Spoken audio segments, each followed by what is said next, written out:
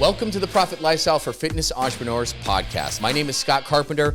I am a personal trainer turned multiple gym owner and investor who's already been through the rock bottom and near bankruptcy in the fitness business. But I've been lucky enough to come out the other side and have turned the profits of my fitness business into indestructible wealth. I'll be sharing the no bullshit strategies, tactics, and advice to win big in business and in life. So if you're a gym owner, a personal trainer, or an online coach who wants to make multiple six figures in take-home profit and have the freedom with your time to actually enjoy it, subscribe now to this podcast. This is the show for you. All right, welcome everybody. Welcome back to the Profit Lifestyle for Fitness Entrepreneurs. I'm Scott Carpenter. With me as always, Andy Boymilla. And today we're going to talk to you about what you should have done already. This is yes. Going to probably air. It's a little late, but first week. It's going to be like first week in April. It's not too far past the ball that like you still shouldn't be doing this. Yeah, but it's definitely something that you want to refer back to this podcast, right? Like every single quarter, because it's going to be valuable information, and try to do this before the start of the next quarter. Yep. But man, this is stuff that we just get so behind on, and we don't do it. And a lot of us as business owners, we get in this trap where we kind of get stuck and we get frustrated, or it's going okay, but growth slows. We're just kind of like checking in. Some of us are doing well. Some of us are like really wish we were doing better. But at the end of the day, we just oscillate kind of where we're just there and showing up quite often. And we don't really move the needle forward in any way, shape, or form and make big changes in our lives, whether it's our business, our personal life, and those are intertwined. And a lot of it is just because we're lazy with our actions. We're not lazy with all the shit we got to do every single day and week as business owners. Not at all. But just acting indiscriminately, like everything is equally important, and not taking a step back from working in the business and looking at what really needs to be done and taking action on it, that is a form of laziness too.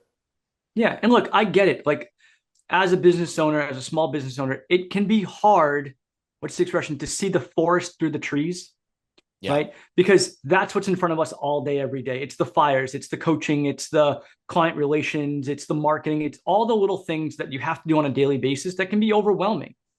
But if we don't take a step back and try to get like at least a 30,000 foot view sometimes, it can be hard to figure out, what do I do next? Because if you don't figure that out, you're basically just stuck on a hamster wheel doing the same thing day in and day out. Absolutely. And there's, if you go to the show notes, we've created a 12-week planning guide for you. And you can go there and hit it. Do not ask to make edits on it and send me a thing through Google. Go to file, make a copy. And it's yours.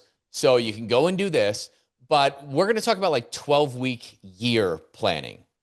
Now, what do you mean by 12-week year? So that's a great question. Yeah. And a lot of us did our annual plans for 2026, whether it was very in-depth or very surface level. And we did our plans for 2026. But here's the thing, when planning for a year, it's going to frickin' change probably half a dozen times. And when it's December or January and you're figuring out your 2026 plans, by the time August rolls around, what do you need to be doing in those 4 weeks in August? You don't effing know. That's way too far out in our game. That is way too far out of a plan to actually be actionable. And what a lot of us do is we spend a little bit of time building out a year plan, and we get excited about it for the first 2-3 weeks in January. That plan goes somewhere stuffed in a drawer or folder, and we'll stumble upon it in like October, like, oh yeah, here's this thing. Yep. Right? And the other negative about annual planning is the fact that it can lead to procrastination. Right, because you're like, oh, well, I have an entire year to accomplish this. Yes. And like, then all of a sudden it's December again, and you're like, I got nothing done. Yeah. And at the end of the day, you don't need to put everything you need to do in a damn plan. You need to put the 1, 2, 3 really important things in there. Right. And the key is, if you give yourself a year to do those 1, 2, 3 important things, I think we all know what's going to happen. Right. And so that's why we call this like 12-week year planning. And there's a book on that, right, which is where I read that years ago. I love it. And it's really like, think about what you want to do in a year, and let's section that into 12 weeks, and you only can really focus on 1, 2, maybe 3 important things in 12 weeks. That's it. Yep. But it can be very actionable. If you got to do one thing this quarter, cool. Let's figure out what are the one-time and recurring actions, step by step, that you need to do to accomplish that thing. And let's put that in front of us on our desk and cross that damn thing off week by week and knock out those objectives. You can do that. And it's the big things that are going to move your business and your life forward in big ways. But unless you make that your sole focus, you're just going to kick that can down the road, kick that can down the road, kick that can down the road. You'll never get there.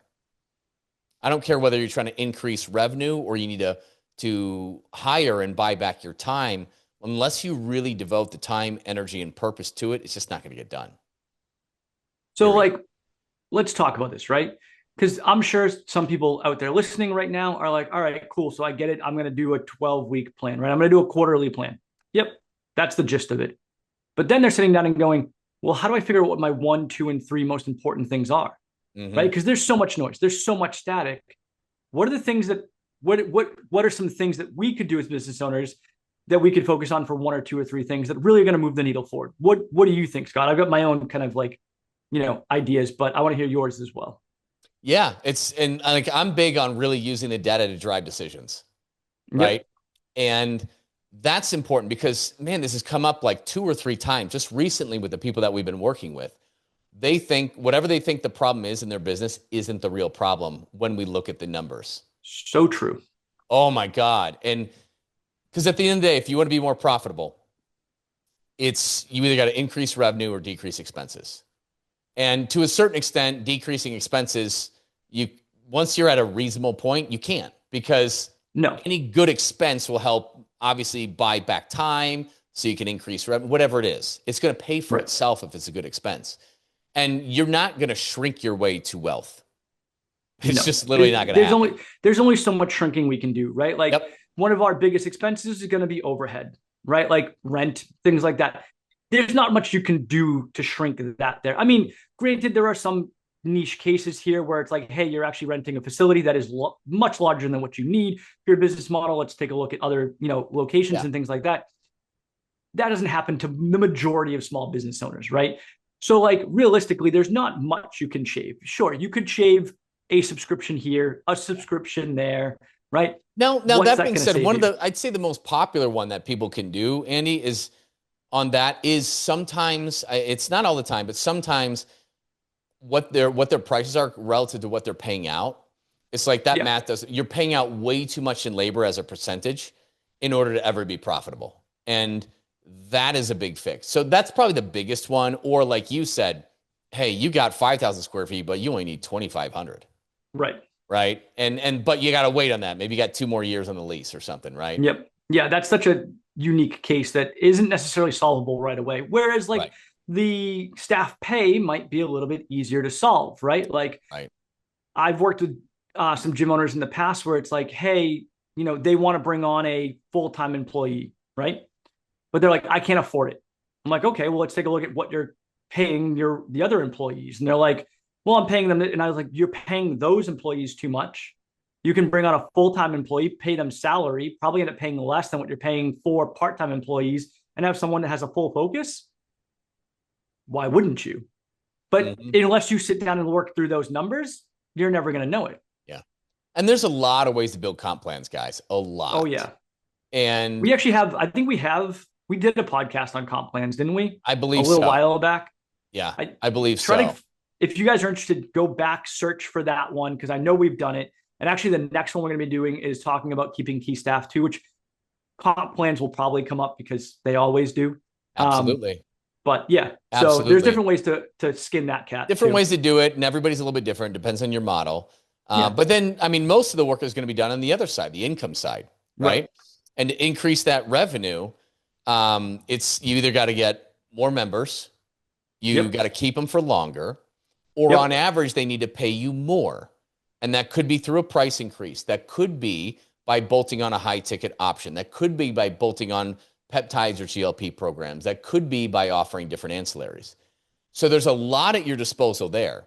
But what's wait. Before you continue, so you're telling me that the only way for me to increase my revenue is either get more clients, keep clients longer, or get clients to pay more.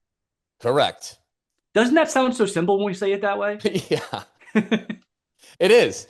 It is, but it's just not. And because and I get that. When we talk to somebody and we actually, with the profit predictor that we have built, we can see exactly why you're stuck, right? And it's usually one or two different things, but a lot of times that business owner thinks is it's more leads, more members, more leads, more members. It's not always the case. It's not. It's not always the case. And very few of us know how to accurately calculate our churn and our retention and do it. It's very simple to do. Like, don't track the length of engagement thing. That's a derivative thing. It's also variable. It's not a good measurement. Track your churn or your retention. Then you can manufacture and calculate your actual leg.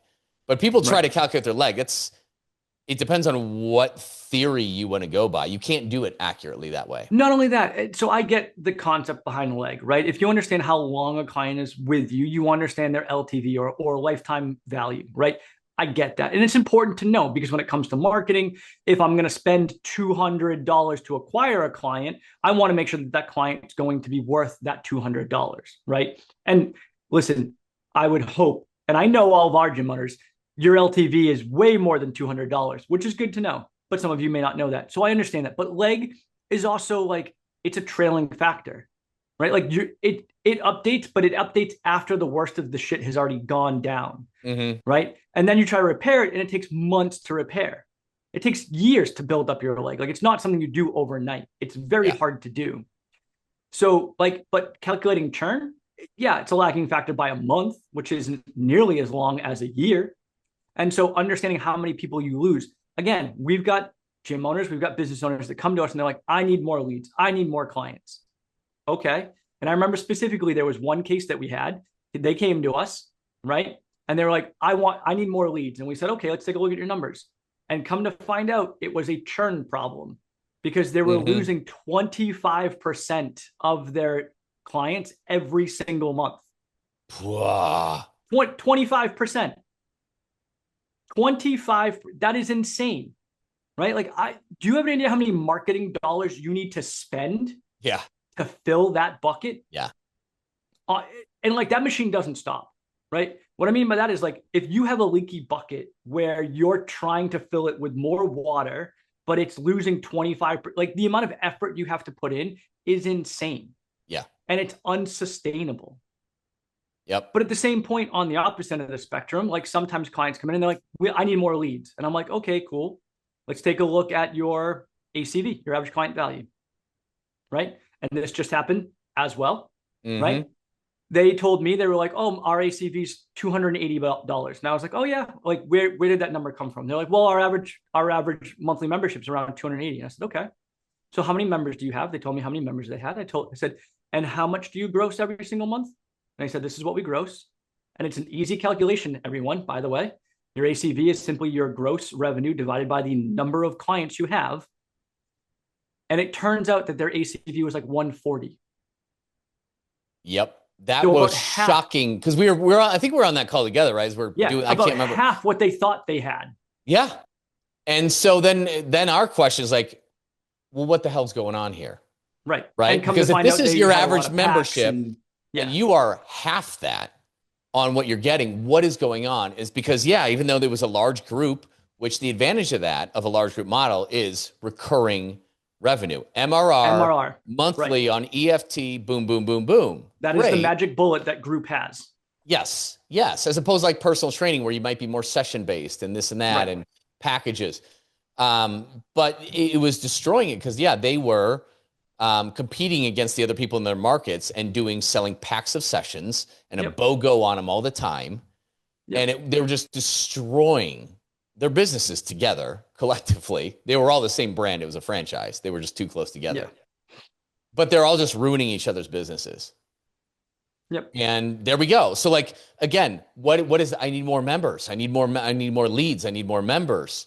And well, let's look at your prices. Your prices are good. Okay. But that's it. Like, okay, this is your average membership. You got one higher, one lower, but that's what it is. Great. That's theory. That's in theory what your ACV Right. is. But when we actually put it in the calculator and figure it out, reality was a lot different than theory. What's going on and what is going on in your sales process where you feel it's necessary to do that? Right. And because again, I think she had her manager selling a lot of those. So like it's also kind of like what's going on the marketing end, but it's also sales. We got to fix your sales process if you have to resort to that bullshit. Well, and that's another thing, right? Like, so again, a client comes in and they go, I want more leads. And by the way, we're talking about all of this because at the end of the day, when you sit down and try to plan your 12-week year plan, you need to figure out what are the levers that are going to move the needle the most, right? And it's not always what you think it is. Because like I had a client recently that I was talking with, and they're like, well, Andy, we have a lead to trial problem, right? Like we have a problem where we have plenty of leads, but we want more trials. And I said, okay, let's take a look at the numbers. So we took a look at the numbers. That wasn't the problem. Mm-hmm. The problem was not lead to trials. Yep. The problem was actually trial to close. Yep. They had like a 50% lead to trial. They had an 88% trial to like show, like somebody that booked a trial and actually showed up, which was great. And then they had an 11% trial to close. And I was like, wow, that is a big problem. Like if someone's coming in for a trial, like that should be your highest conversion rate. People actually showed up for a trial. You should be converting like 75% plus of those people easily, mm-hmm. right? If your service, if your product is good, shouldn't be an issue. Yeah. And so we took a look at it. We said, okay, what's the problem here? And yeah. And the crazy thing is sometimes you just got to fix one or two very minor things and everything changes. That's it. It's like, let's find the easiest way to solve this problem. Yep. You know, and when I was talking to somebody about their sales process and it was somebody, different business, but it was like an IV clinic who's also doing peptides and stuff like that, right? Mm-hmm. And adding it on, and they're with that person. And they have no problem getting in front of people with that, but they're having a hard time converting. It's like, hey, what do you do there? I'm like, she's like, I'm saying this. I'm saying that. I'm like, that's good. That's good. I'm like, did you do this? She's like, yeah, I'm saying that. And then I'm like, okay, what's the call to action? What are you doing to take that next step? So it's, oh, you know, I'm just sending them an email for more information. I'm like, oh, there's where you're fucking it up. Like, do this instead. All she's got to do is change the next 2 sentences.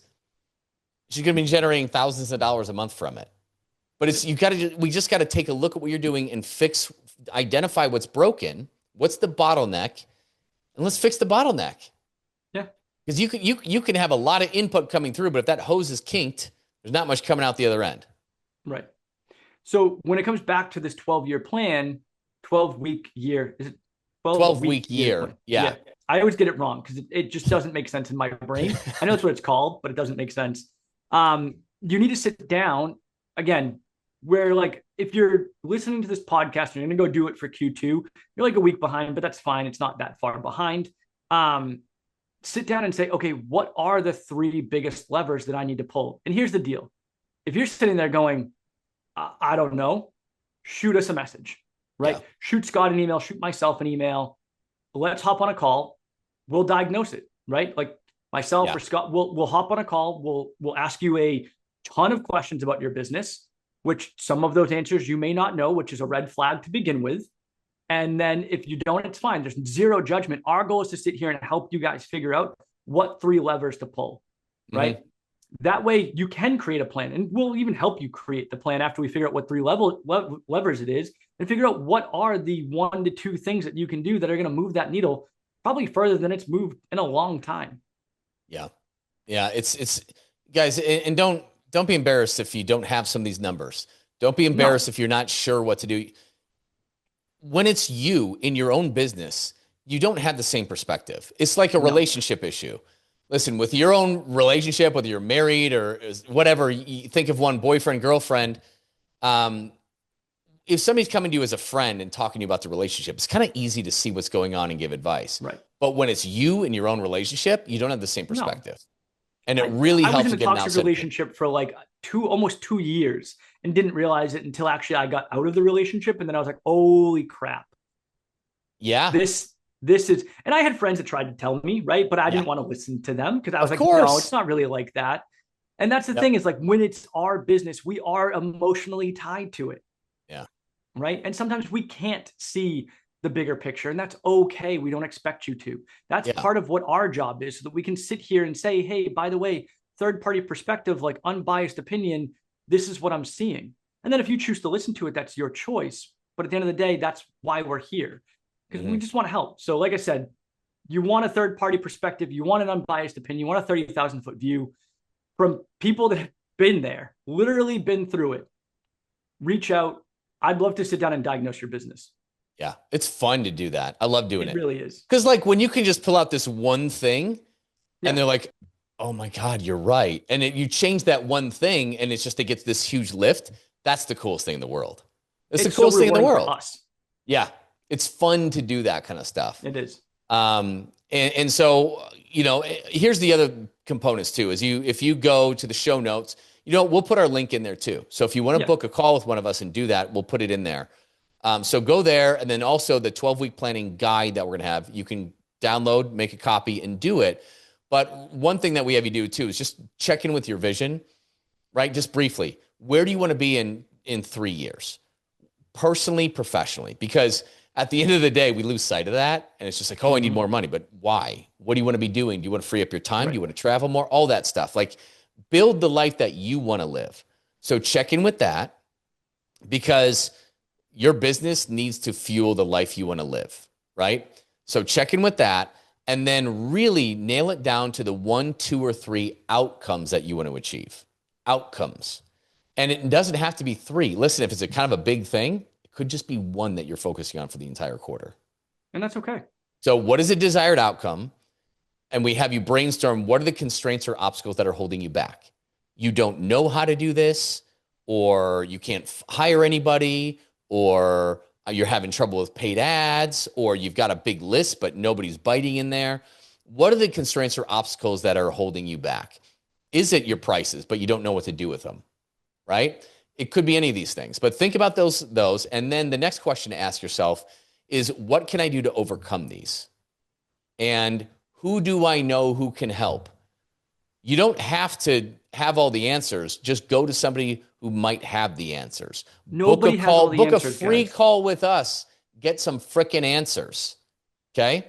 So if we identify this as, okay, great, that's the problem. How do I fix that? What's the easiest way for me to fix that? I'm afraid if I increase prices, I'll lose members. What's the best way to do that? What's the best time? Ask us. We've done all this shit, right? Yep. Or ask somebody, okay? Yeah. But you don't whether it's us or not, just reach out for help. It's okay to not have all the answers. Look, yes. Even as like people that help other business owners, do you think I have all the answers? No, I go seek answers from other people as well. Right? Like that's the point here, guys, is every coach should also have a coach. Is that how it goes? Right. Basically, right. There's always someone that's going to know something a little bit better than you. So why not ask them? Yep. And we do that all the time in our internal group. We'll ask questions, then we'll get the opinions from, a couple dozen different people, which is fantastic. Right. Yep. So keep in mind, whatever those constraints or obstacles you have, those are just obstacles. You can overcome those. So let's figure out who can help with that. Right. And then you kind of brainstorm, what are the key one-time or recurring actions I need to take? So if here's where I want to be, here's the outcome I want to achieve. Let's start brainstorming one-time and recurring actions. Some things you need to do weekly. Some are one and done. Some are once a month, you got to do something, right? Whatever it is. But what are the actions you need to take to achieve that outcome the easiest way, right? Not the hardest way. What's the easiest way to get that done? And then also I have you brainstorm, like, what do you have to gain by achieving this outcome, right? And also, what are the commitment costs? Because change is uncomfortable, period, right? And that's where growth comes from. It's being uncomfortable. And so you need to keep in mind, what do you stand to gain? And for a lot of you as business owners, man, I know you might be just like, you've kind of resigned yourself to having an average business and an average life, but it doesn't have to be that way. If you're not happy with where you're at, you're not stuck and resigned to it. If you clear these bottlenecks, you can just skyrocket, right? And then also what are the commitment costs? For some of you who need to raise your prices, it's going to be like, I'm scared to ask for that kind of money. And it's just good to know that the fear is what's going to be holding you back. It's good to label it, identify it. But when you have it right next to what you have to gain, you're like, no, I need to freaking do this, right? And you have the courage. So it's really kind of asking those questions and brainstorming and then organizing it. And we had the sheets. They're in different tabs on this. So you kind of plan with it and organize your thoughts. And then you take all those key actions that you need to do or your staff needs to do, and you put this in your 12-week plan. And this is something that you should be printing out on one sheet of paper for each outcome, whether you have 1, 2, or 3. Print out, when is it due? Is it due by week 1? Is it due by week 3? This task is due by week 6. What are the recurring things? And I want you physically crossing these damn things out. This should be right there. So one sheet of paper, here's what I get done over the next 12 weeks. Let's do it. Simple. You don't need to put on everything you need to do in the business. That's always going to be there. Yep. What are those 1, 2, 3 big things you got to do to move the needle? Commit to doing it. Awesome. Well, like we said, guys, if you are sitting there and still your brain is spinning and you're like, I have no idea where to start. Number 1, go into the show notes, download the document, make a copy, start trying, right? Just try, take a stab at it. Still want help? Reach out to us. Shoot us an email, reach out to us on Facebook, Instagram. We're here to help. But either way, if you don't plan ahead, if you don't pick some bigger objectives, you're just going to keep spinning on a hamster wheel and nothing's going to change. And Scott said it earlier, right? And I wasn't going to interrupt because he goes, some of you have kind of resigned yourselves to having mediocre businesses. But here's the thing. You own that business. And if you don't want it to be mediocre anymore, you have the ability to change that, which is powerful. People that have 9 to 5s, if they have a mediocre job, they can't change that unless they want to go leave their job. You have the ability to change your business so that it actually works for you. And we'd love to help if you'll let us. Well said. Well said. And so, yeah, we'll put those 2 links in below. You'll get your planning guides. You'll get a call where you can hop on with us, and we'll help you find your bottleneck and tell you what the 1 or 2, 3 things that we would do in your position would be to help out. So go do that. Thank you guys for listening, and we will see you next week on the podcast. Listen, if you're stuck and could use some advice in your business, whether you're just starting out, a veteran in the business, or expanding online or into multiple locations, you can hop on a free call with us to pick our brains at ptlegends.com/one-on-one call. You can see that in the show notes. That is with numbers. Chances are we'll be able to help you get some clarity on what you need to do specifically in your business to get to the next level. It's not a sales call. We'll connect you with the right resources to help you solve your problems. But if you want to learn more about working with us, that's cool too. We can share that information should you want it. So book your call now to get out of the rat race before your week consumes you, which is easy to do at ptlegends.com/one-on-one call. That's with the number 1 on the number 1 call. You can find this in the show notes. See you soon.